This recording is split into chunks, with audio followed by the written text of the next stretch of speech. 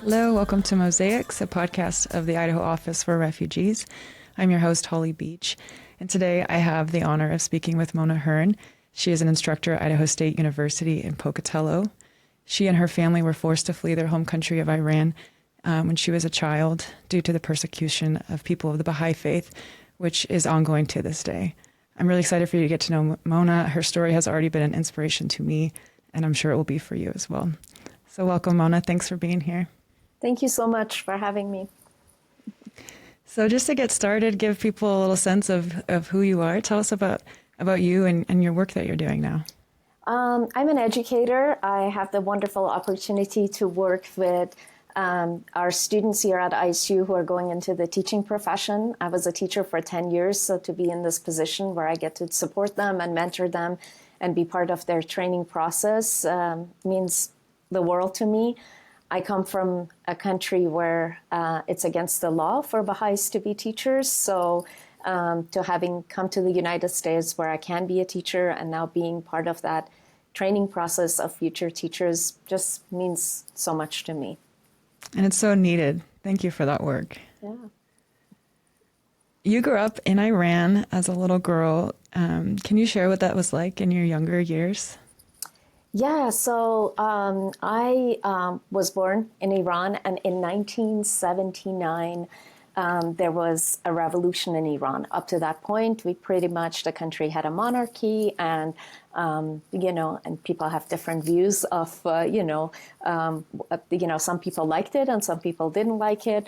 But as a child, there was a sense of freedom. I remember a lot of family vacations by the Caspian Sea and just family gatherings, and the country was somewhat at peace, And so as a member of the Baha'i faith, and the Baha'i faith is the largest minority religion in Iran, I didn't feel at that time, before the revolution, the intense persecution that followed. However, in 1979, there was the Iranian Revolution where the king was outcast, and the country went pretty much from a monarchy into, you could say, somewhat of a dictatorship. And right away, the religious persecution of the members of the Baha'i faith, which is, again, the largest minority religion in Iran, started right away, with thousands upon thousands of Baha'is being imprisoned, hundreds killed, Baha'i places of worship, Baha'i schools were completely destroyed, and life overnight became just extremely difficult for the Baha'i community. And they right away passed laws. In 1979, they passed a law that if you're a Baha'i, you cannot attend any colleges and universities in Iran. And that law still stands today, because anytime you want to keep a group of people down, what do you take away from them? You give them the right to have an education, right? So overall, this systematic persecution of members of the Baha'i faith started as soon as the revolution happened, and it has sadly continued. Like right now, there is thousands of Baha'is in prisons, and their only crime is just being Baha'is, or teaching children because they don't have access to education, or being professors because they are involved in the education of young people. So it's just heartbreaking that this continued systematic persecution of Baha'is is still continuing. Can you share a little bit about the core values of the Baha'i faith and what it means to you? Yeah, so the Baha'i faith, I think every religion has, if you asked any of my friends of any faith, what's one word that would summarize their faith and their beliefs? And it's always interesting what my friends of different faith backgrounds have to say. And in the Baha'i faith, if you ask Baha'is what is the one word that would summarize their belief system, that word would be unity. Really, at the end of the day, the millions of Baha'is around the world in whatever town or city that they live, if you ask them, what's your job? And they're like, our job is to be bridges, to bring people of different backgrounds, of different races, cultures, religions together so we can see our shared humanity, that we can work together towards lasting peace. And really, those are the core values of the Baha'i faith. As Baha'is, we believe there is only one God, and that all great there's even this idea that if there's only one God, there is only one book of God, and each great religion is a chapter in that book. Mm-hmm. So when you grow up in the Baha'i community, you not only learn about the history and the teachings of the Baha'i faith, but you also learn about the history and the teachings of all faiths, and so you really grow up with this love and appreciation for the history of humanity in all of its diversity. And of course, the Baha'i community is it's the second most widespread religion geographically after Christianity, and it's one of the most racially diverse communities because again, the core stone is unity, and people of all backgrounds have come together to establish these communities that are really focused on bringing unity wherever they are, whether it's in a small town here in Pocatello, Idaho, or in larger cities.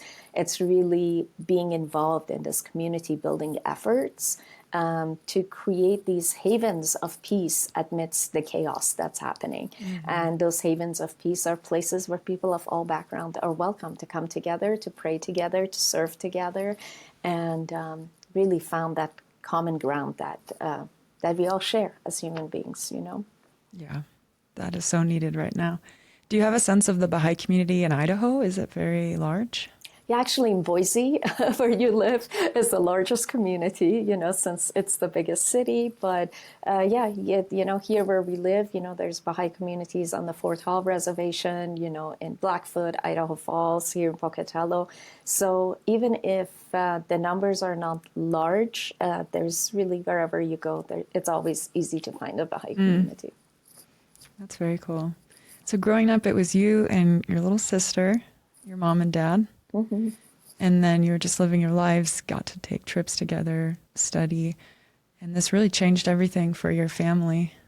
Can you share at what point it started to really hit your family personally? What was going on, the persecution? Yeah, so this is one day my father had like a small auto parts business in the capital city of Iran called Tehran, and we lived in kind of the suburbs, about an hour away. And he went to work and he just didn't come back, and we went to look for him. And when we got to his shop, some of the people who were there, they were like, yeah, the government officials came and they arrested him. And we said, why? And they said, well, because he's a Baha'i. They found out he's a Baha'i and they took him. Sadly, for the first 7 months, we didn't even know if he was alive. My mother would be very brave, and she would go from prison to prison begging these guards, please tell me, is my husband here? Is he alive? And we didn't know what had happened to him.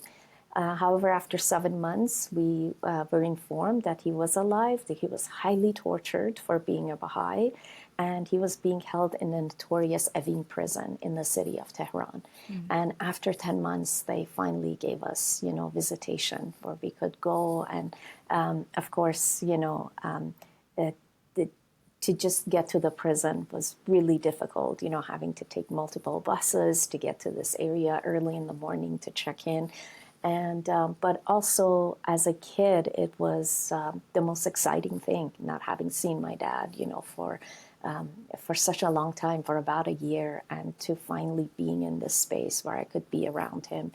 And then once we got there, we realized, oh, okay, you're in a room, and I couldn't go give my dad a hug because, you're just talking over the phone, and you only have 10 minutes, and there's soldiers standing there, and 10 minutes seems like such a short time, but it also felt like so long because I remember all of us were so worried about what can we say, what can we talk about. Mm-hmm. So my father was in this prison for 19 months, and after every month after the initial 10 months, we would go to the prison and we could have these 10-minute visits with him. And I remember going there on a January, and it was just snowing really hard, snow everywhere. It was just incredibly cold. And we stood in line of the prison till it was our turn to finally, they gave us our visitation cards. It was our turn to go and see my dad. And of course, we were so excited. My grandparents were there, and my mom, and my sister, and I. And we were all bundled up and ready to go to get, into the room to see him. And when we got there, my mom gave the visitation card to the soldier who was standing there. And he seemed very confused. He was like, gosh, what are you all doing here? And we said, well, we are here to visit my dad. And he just got very uncomfortable and just started laughing. And he's like, oh, yeah, I just can't believe nobody told you all. Well, your husband, yeah, we killed him a month ago. Mm-hmm. And that's how we found out that my dad, along with a number of other Baha'is, had been killed just for the purpose of having a different religion, Mm-hmm. And they gave us like a grave number and said, oh, and that's where we have buried him, Wow. And so that's how we found out that, that he had lost his life, And after that, for me, I always loved school. There is something about schools I have always loved since I was a little girl. I loved the teachers. I loved the school building. It was also a place for me to just escape, right? It was a place to just go and having to worry about a silly math problem or studying a poem or drawing a picture. And so after my father was killed, that was my escape, to go to school and kind of being able to escape the reality of whatever our family was facing during that time. And I remember sitting in my 5th grade classroom, and my principal walked in, and she was this really sweet Muslim woman, but she was just crying. And we were like, what's going on? Everybody was confused, and she had a letter in her hand. And she said, who are the Baha'i children in this class? And we were trained that they know who the Baha'i children are. So if they ask you, you have to be honest because you don't want to get in trouble for lying. So right away, a few of us raised our hands. And my principal, while she was crying, she said, I'm sorry, the Iranian parliament has passed a law that Baha'i children are not allowed to come to schools anymore, Mm-hmm. And here I felt it, even, they had passed a law about university education being deprived of young people, but here they were even bringing it to elementary education, right? Mm-hmm. And I just remember just having a good cry, and they gave me a letter, and my mom has it somewhere where it says, she has great citizenship, she's a great kid, she has good grades, but because she's a Baha'i, she cannot come to school anymore. And so that really added to the sorrow, that followed. So those were some of the things that, as a family and as a community, we were facing during that time. In honor of your dad, can you share something that was one of your favorite things about him, or something that he embodied or taught you that has really meant a lot in your life? My father is the most, if somebody asked me what are some of his attributes, he was the most gentle human being, just complete gentleness. I have no memory of him ever raising his voice at me, ever disciplining me. Just complete gentleness, but also a sense of courage and bravery about him, to the point that even the people who in the prison were torturing him. They were torturing him, and one of their things was like, we're going to make your heart so hard that when it's time to have lunch, we don't want you to sit with other Baha'is in the prison. And I mean, just like depriving them even of these simple things, right? And there's a story of that a number of people have related about him, that he was badly tortured, and they bring him into the lunchroom or the cafeteria, and he still goes and sits with the Baha'is, to the point that even the people who were torturing him, they had given him the nickname, the brave one. There was something, he was very firm about what he believed in, and in his gentle, very sweet, quiet way, there was also a sense of quiet courage and bravery about him that I always really admired. And his high level and belief in service, like amidst everything that was going in my country after the revolution. My mom and I always joke because he had this really strong sense of supporting small businesses. Whenever he would see, sometimes we would be driving back home, And this is very common at that time in Iran, where people are selling their vegetables on the road or they're selling oranges.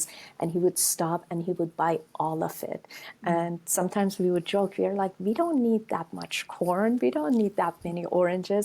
And he's like, no, he's a dad and I want him to go. I want him to go home to his kids, you know, and his way of buying all of that product was a way for, you know, supporting these people who were barely making a living. So there's just, I feel I had a very short time. I was 10 years old when I lost him, but he was, you know, there's this beautiful quotation that I love that says, let deeds, not words, be your adorning. And he really was the embodiment for that. When I think of him, I think of that quotation, let deeds, not words, be your adorning, because he was a man of very few words, but every minute and every hour of his life was about serving others and just putting his beliefs in his actions, you know. He sounds amazing. And I can see that you carry on those attributes today. I'm sorry you lost him so young. That's heartbreaking. Thank you for sharing about him. And your family, you and your mom and your sister found yourselves in a situation where you had to make a decision for your future. How did that look? I know you were so young, but what did that look like for you all next?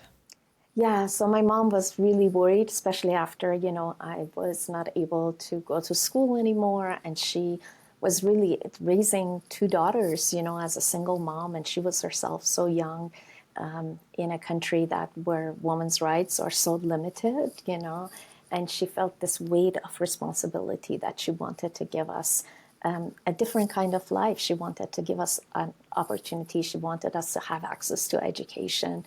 And in Iran, it's very hard for Baha'is to get a passport. You know, it's very, very difficult. And at that time, you couldn't just leave the country. It just wasn't possible. You couldn't say, oh, I'm going to go on a plane and just get out, right? So our only option was to basically leave the country illegally, you know, and to get smuggled over the border. And it's like, for this young mom of mine, how do you even make those connections? It's not like you go in the yellow pages or, or on the internet, you know, to try to find that opportunity. But by her speaking to others whose family members, you know, had taken a similar journey, she was able to make some contacts and really was able to raise the funds that she needed for us to be able to escape the country, which was a very courageous thing on her part, to take her two little babies, you know, at the age of 10 and 5, and saying, I'm going to embark on this very, very, very dangerous journey and leave my home and my family and my friends. And despite the craziness of my country, you know, there's also a comfort level of people that I know and the country that I know. And here I'm going to just trust that I want my children to have a better opportunity at life. And I just admire, as a mom myself, you know, I'm in awe of her bravery to do that. And we embarked, we left, and we left the country, and it was a very difficult journey on camelback, and you know, for over a week, and we ran out of food, you know, and people often say, how did you survive this really difficult journey? And anytime we would see a river, or, you know, we would just literally stop and just go and drink so much of it as we could. It was a really, like many refugees who I'm sure that you have interviewed that have had similar stories, it was just such a difficult journey to make it to the border of Pakistan, because we were fleeing to Pakistan. What were the conditions like? Was it really hot? Was it really cold at that time?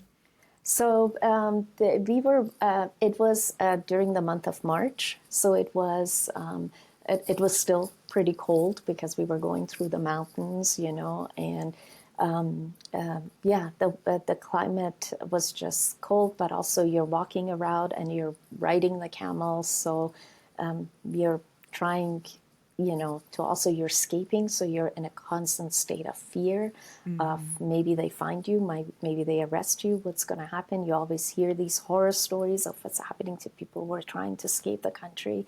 So there was just a lot of fear and hunger and all just the difficulties of the travel. That was a part of the experience. What kind of reception did you receive in Pakistan? Oh. So we arrived at the border, and somehow, I don't, if memory serves me right, somehow we were able to get into the country.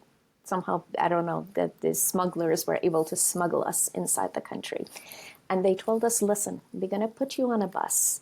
And your job is, and this bus is going to take you to the city of Karachi, which is the largest town in Pakistan.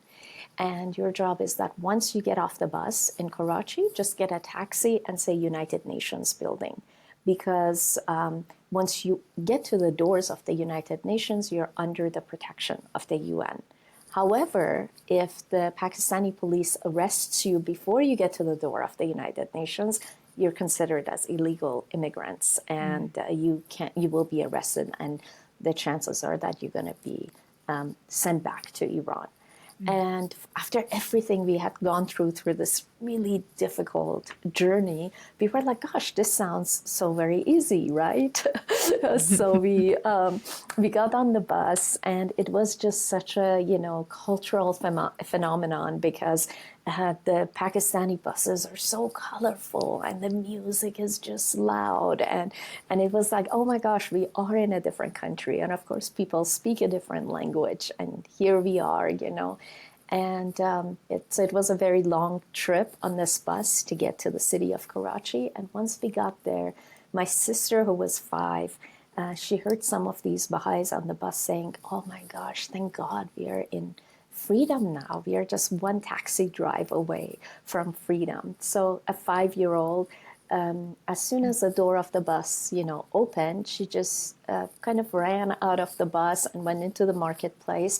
And there was someone standing by the bus, and kind of took her and said, whose child is it? And it was the Pakistani police. And we kept telling them, we're Baha'is, Baha'is. And the word Baha'i is very similar to the word brother in Urdu, which is a national language. So they were looking at us, why are these women and children saying, we're your brothers? They were confused. And but then they found out that we were Baha'is, we were escaping Iran, and they took us to prison, because as illegal immigrants. And it was really harsh to be in that space and to be in that environment. But we were very, very blessed and very lucky that through the efforts of the Baha'i community in Pakistan and through the efforts of the United Nations, that they were able to come to the police station, and really after some negotiations were able to basically secure our freedom. And right there, by the time this happened, it was so late at night, and we went there, and right away they said, we need to take pictures of you. And I just remember my hair, my eyelashes, my eyebrows, everything was just white, because, we had this difficult journey of going through the mountains and, hiding and all of those things. But they needed pictures right away, so we could be, registered officially as refugees, and we could be safe in that environment, Oh man, hearing that story at the bus stop and the little girl running out, and you're just rooting for your family, and you're rooting for this country to treat you with kindness. I have to say, your story does bring up parallels in my mind to what our country is going through right now, with people trying to find safety. Does it ring true for you at all when you see current events and reflecting on what you yourself went through?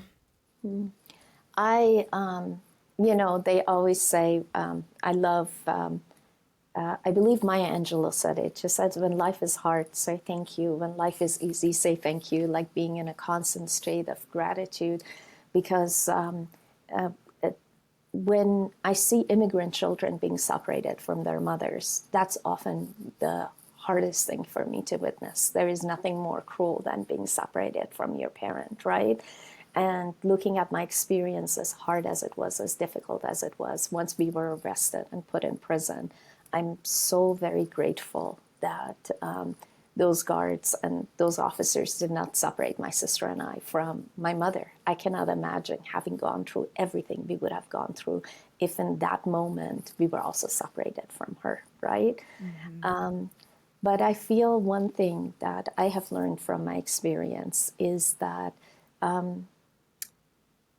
whatever happens, like a lot of times when times get chaotic or when there is hateful rhetorics that are happening, history tends to repeat itself, right? No matter what part of the world you're in, when a country is going through difficult times, it's much easier for people to point a finger upon one population of people and say, oh, you know what, everything that's wrong is the fault of this group of people. It's really easy to do that instead of saying, you know what, we are actually really smart human beings. Our diversity is our power. There is these issues, but we can all come together and consult together, and through consultation and reflection and service, we can solve all of these problems, So to me, and that's the way the Baha'i community operates. It's just throughout history, it makes me sad that in country after country, people pick a group of people and they say, okay, the problems that we have is the fault of that group of people, instead of having a bigger conversation around these issues. And no matter where we live in the world, where we find ourselves in similar situations, I think a lot of times people create chaos because they want good people to lose their hope, to lose their joy, and to lose their desire or belief that serving our fellow man, is the way to move forward, to build, really powerful communities of people of all backgrounds that care about each other, And I love this idea of thinking globally and acting locally, And because it really, at the end of the day, we live in a global setting where we need to be concerned about the whole world, because I love this Baha'i analogy that Baha'u'llah gives. It says the world is like the human body. And you could potentially say, as an example, that every country in the world is one part of the body. You cannot just say, oh, you know what, I'm just going to cut off my hand. When you cut off your hand, it's not like that you don't, not only it's sad that you don't have a left hand anymore, but you can feel that pain in your entire body, right? It's not like that you only feel that pain in your left hand.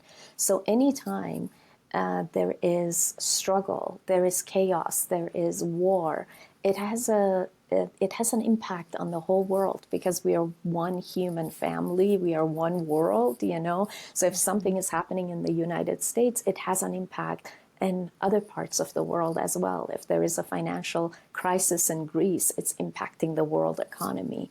And unless we come together and really look at our oneness and look at what we have in common and work through building communities that are really focused on building unity and diversity instead of unity and sameness, that's how we can really collectively, wherever we are, work to make a contribution, to make our little world, whatever part of the globe we find ourselves, to make those communities better, That's beautiful. We're coming up close on our time, so I want to just talk with you about resilience. It's something that you have mentioned in past conversations that really hit me. But I want to help close the loop for people on how you ended up in Idaho. So you're in Pakistan, and it sounds like you had a Baha'i community around you during your time there as you were waiting to be resettled as refugees. Yeah, that's right. So we were very blessed, because I just remember being at the Baha'i Center in Pakistan, and it was like you would walk in, and the Baha'i community in that local native community had brought their resources, and it was like bed after bed after bed. All these Baha'i centers were kind of became welcoming centers for these Baha'i refugees who were coming from Iran. and my mom, my sister, and I, we lived in Pakistan for about 3 years, waiting for a country to take us in, and Germany did. And I remember arriving in Germany, and we were picked up by the Baha'i community, and they took us to the Baha'i temple in Germany, which is close to the city of Frankfurt, and then another Baha'is, when they decided where we're going to live, what city, the government decided where we're going to be sent. The Baha'is from that town came and they picked us up, and we had their support and mentorship.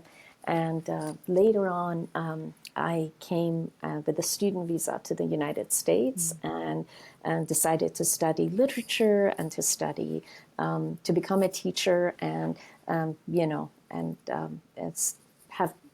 and had the opportunity to stay in this country and have lived in different states, and have been lucky enough to call Idaho home for the last 10 years. Wow, that's so amazing. We're so lucky to have you here. You've talked about how, you obviously have a very powerful story and a moving story, but I think it was maybe at first difficult to share it, maybe with different situations. What was that like for you to, how did it feel to share your story, and what were the results of doing so, of putting yourself out there like that? Really good question, because a lot of us who are refugees and have had these really difficult experiences, oftentimes especially when you come to a new country, you just want to focus on the future. You want to leave the past behind, and you just want to make a life for yourself and focus on the future and focus on work, focus on your education. And the last thing you want to do is to revisit those horrifying experiences, because it's also like reliving it every time you share that story, right? And that's definitely how it was for me. It was really hard for me losing my dad, because I just loved him so much. So anytime when I was going through middle school, high school, even in college, when I would see friends and we would get to know each other and they would want to hear my story, it was just, I couldn't control my tears. I would tell them my stories, but I would just cry as I'm telling them, which was not encouraging me to tell my story, right? Because you're like, why would I want to tell a story that's making me sad and it's making me cry? Then years later, I became a teacher, and the first major job that I got, I was working in a charter school where all the students were on probation. They had committed crimes where they couldn't go back to regular schools, and they were sent to us. And the whole culture of the school was really tough. These are tough kids, so we need to have really hard classroom management, styles and this and that. And one of the teachers that really struggled in this setting was the art teacher, because when people go into art, they like to be creative, and she kept saying, Mona, these kids, you would think art would be their favorite class, and it's the last thing they want to do. They're not opening up, right?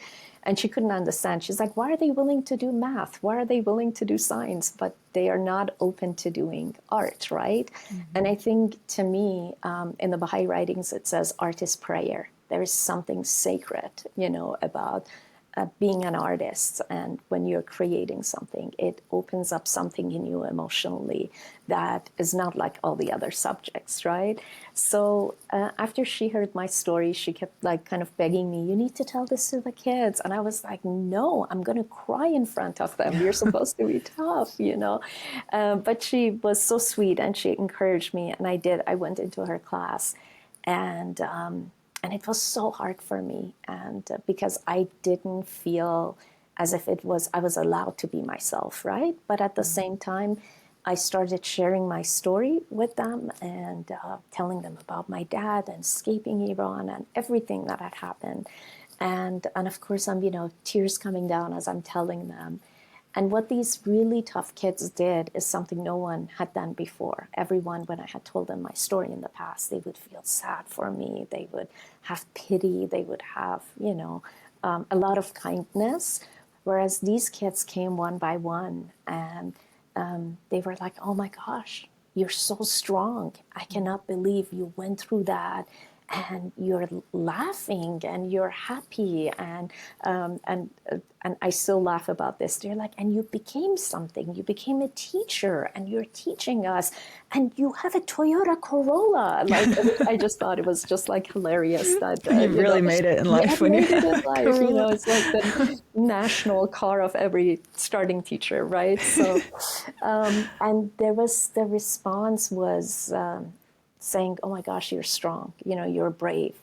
And it didn't come from a place of pity. And because I had become so vulnerable sharing my story with them, they became very vulnerable. And it's amazing what happened after, because we did, you know, poetry sessions, and the kids, you know, did poetry books, and it just brought a side out in them that I just learned so much from them. And I have so much love for all of them, you know. And so once that happened, you know, other opportunities presented for me to go and being invited by school principals in these larger public schools to do school assemblies and telling my story. And I was so resistant to it at first, but, you know, when you get invited, you go ahead and do it. And I felt every time I shared my story, the tears became less and less and less. And I finally found that, all right, I went through this really difficult experience, but there was a purpose to it, you know. And by me sharing this, it's creating conversation, and it's allowing kids to come, you know, whether I'm in a really rich school, you know, in a really good part of the town, kids still coming and saying, "Oh my gosh, how did you survive that? That's, you know, that's really, that's so powerful." And in conversations with teachers and principals, because I continue doing this work, they often say that nowadays, this generation of kids, they have so many gifts and they have so many strengths. I love their openness. I love how how they see the oneness of people, how they advocate for each other, how they care about their mental health. I just think there's so many strengths that this generation of kids have. It's really, it makes me admire them so much. But at the same time, I know that for many of them, resilience is an issue, you know, and they really, when something difficult happens in their life, often they fall apart and they don't see hope in the world, or they have apathy and they see the actions of adults around them, and they really struggle with that. So a lot of times when I have these conversations with principals, they ask me to come and share my story.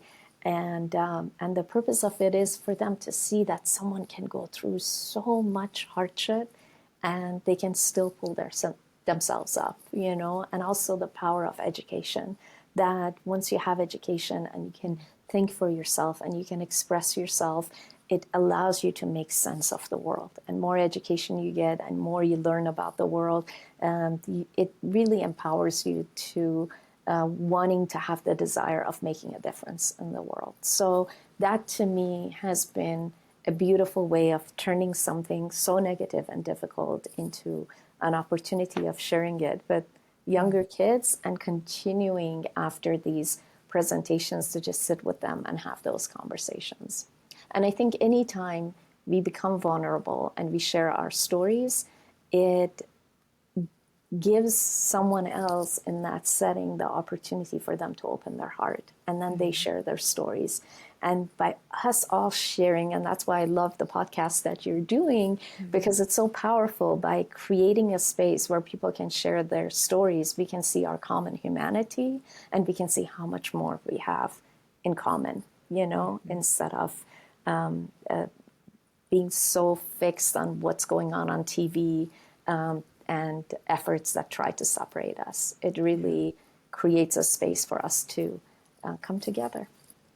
Well, thank you so much for sharing that.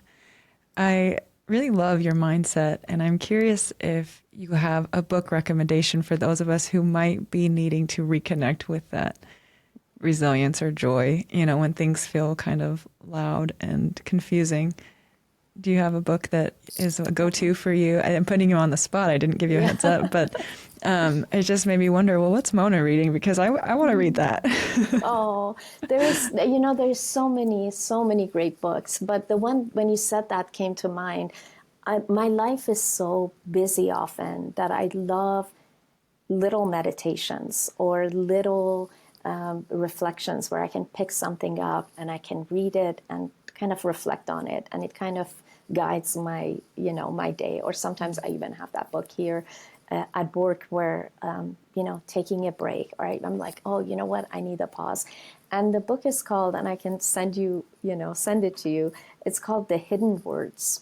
And it's these small reflections from Baha'u'llah, who was the founder of the Baha'i faith. And these reflections give me a lot of hope. It kind of allow me to center, and there's, again, so much out there, but because these are these little reflections, sometimes those are the little dosage of spiritual energy that I need in the moment to allow myself to recenter myself, because I know we often talk about starting our days or ending our days in meditation and reflection, but what about all the times in between when we just need a little dose of something to lift us up, throughout the day? That's beautiful. So hidden words. Yeah.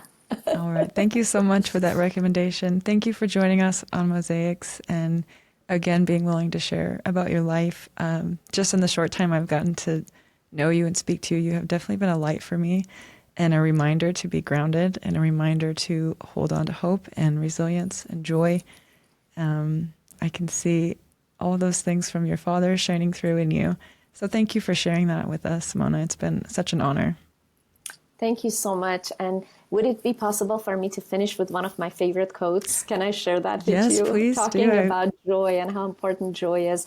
This is also from the Baha'i writings. I just love this quote. It says, "Joy gives us wings. In times of joy, our strength is more vital, our intellect keener, and our understanding less clouded. We seem better able to cope with the world and to find our sphere of influence." So I just love this quote so much, and it's a beautiful reminder that when we are joyful, it really allows us to focus and do the work we need to do. And we need to make sure that we bring that joy in everything that we are doing and not allow anyone to rob us of the joy of life. Well, thank you so much. That's such a good reminder right now. And thank you for being here and everything that you've shared. It's truly been a joy to be with you. Thank you. Thanks for having me. Thank you for joining the conversation. For more information on how to be involved with refugee resettlement, please visit idahorefugees.org. Mosaics is produced by the Idaho Office for Refugees with grant support from the M.J. Murdoch Charitable Trust. Music by the Afrosonics. Production in partnership with SB Studios.